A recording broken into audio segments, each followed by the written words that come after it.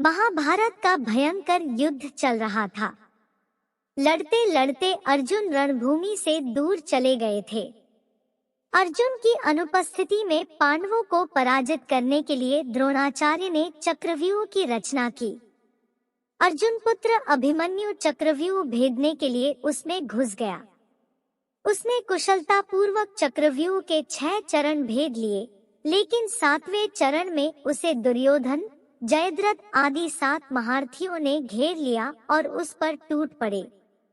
जयद्रथ ने पीछे से निहत्थे अभिमन्यु पर जोरदार प्रहार किया। वह वार इतना तीव्र था कि अभिमन्यु उसे सहन नहीं कर सका और वीरगति को प्राप्त हो गया। अभिमन्यु की मृत्यु का समाचार सुनकर अर्जुन क्रोध से पागल हो उठा। उसने प्रतिज्ञा की कि यदि अगले दिन सूर्यास्त से पहले उसने जयद्रथ का वध नहीं किया तो वह आत्मदाह कर लेगा। जयद्रथ भयभीत होकर दुर्योधन के पास पहुंचा और अर्जुन की प्रतिज्ञा के बारे में बताया। दुर्योधन उसका भय दूर करते हुए बोला, चिंता मत करो मित्र, मैं और सारी कौरव सेना तुम्हारी रक्षा करेंगे। अर्जुन कल तुम तक नहीं पहुंच पाएगा, उसे आत्मदाह करना पड़ेगा। अगले दिन युद्ध शुरू हुआ। अर्जुन की आंखें जयद्रथ को ढूंढ रही थी, किंतु वह कहीं नहीं मिला। दिन बीतने लगा। धीरे धीरे अर्जुन की निराशा बढ़ती गई। यह देख श्री कृष्ण बोले, पार्थ, समय बीत रहा है और कौरव सेना ने जयद्रथ को रक्षा कवच में घेर रखा है। अब तुम शीघ्रता से कौरव सेना का संहार करते हुए अपने लक्ष्य की ओर बढ़ो। यह सुनकर अर्जुन का उत्साह बढ़ा और वह जोश से लड़ने लगे, लेकिन जयद्रथ तक पहुंचना मुश्किल था। संध्या होने वाली थी। तब श्री कृष्ण ने अपनी माया फैला दी। इसके फलस्वरूप सूर्य बादलों में छिप गया और संध्या का भ्रम उत्पन्न हो गया। संध्या हो गई है और अब अर्जुन को प्रतिज्ञावश आत्मदाह करना होगा। यह सोचकर जयद्रथ और दुर्योधन खुशी से उछल पड़े। अर्जुन को आत्मदाह करते देखने के लिए जयद्रथ कौरव सेना के आगे आकर अट्टहास करने लगा। जयद्रथ को देखकर श्री कृष्ण बोले, पार्थ, तुम्हारा शत्रु तुम्हारे सामने खड़ा है।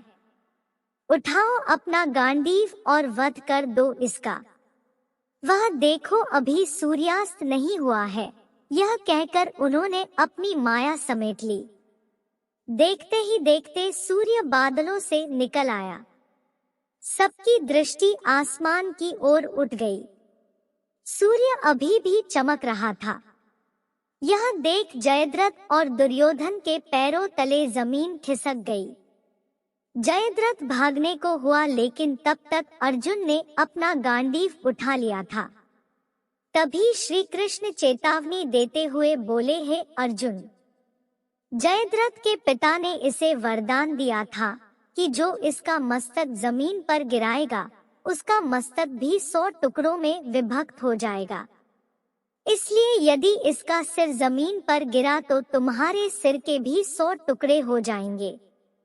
हे पार्थ, उत्तर दिशा में यहाँ से 100 योजन की दूरी पर जयद्रथ का पिता तप कर रहा है।